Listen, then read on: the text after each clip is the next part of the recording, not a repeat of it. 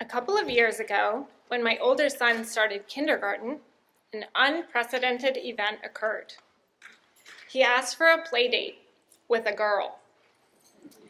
This was huge because except for me and the dog, I live in a house full of boys, 3 of them.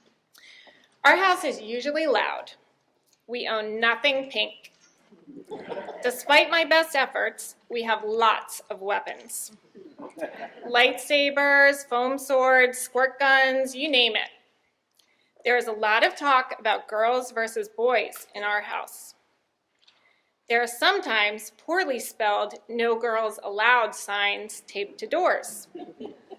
When I point out that I am technically a girl, my boys say, "You don't count, Mom." They mean this as a compliment. I have grown used to people running around my house wearing underpants on their heads and sword fighting with my salad servers. I am constantly tripping over stinky sneakers, sharp Legos, and tiny vehicles. Potty jokes are par for the course at our dinner table.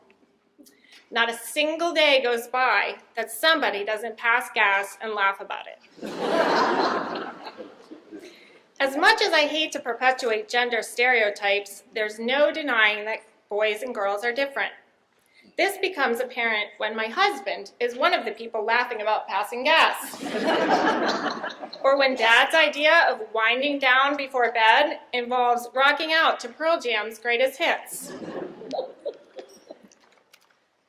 I grew up with an older brother and was never really a girly girl, so it's not like I imagined myself playing Barbies and braiding hair when I became a mom.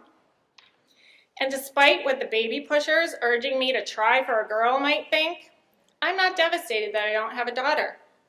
I love my boys, and now that I'm a mom of only boys, I can't imagine it any other way.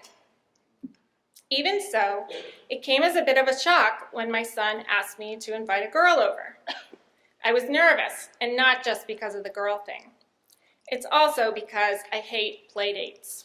Isn't that what siblings are for? It's not that I'm anti-fun, but play dates are potential minefields.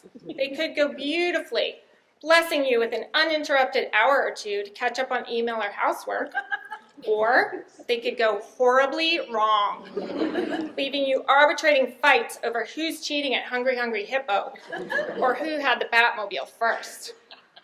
And if you get a whiner, or a picky eater, or a can't wipe himselfer, nightmare. Reluctantly, I agreed to host the play date.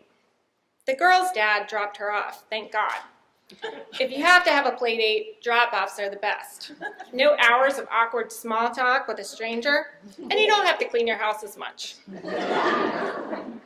I like this girl right off the bat. She strode into the kitchen, plopped down at the table, and announced that, all evidence to the contrary, she actually hated pink and was only wearing this outfit because her aunt had given it to her and her mother made her. Within 10 minutes, I learned more from this little girl about school than I had from my son all year. Then the kids went off to play. They colored, they built forts, they pretended to be animals. I observed quietly from the sidelines. I find that kids do much better when parents are nearby, but don't get involved unless someone's bleeding.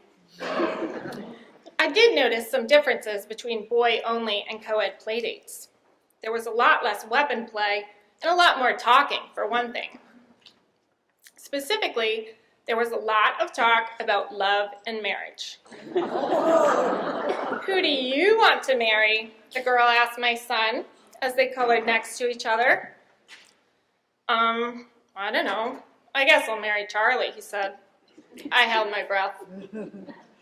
You can't. He's a boy, the girl replied.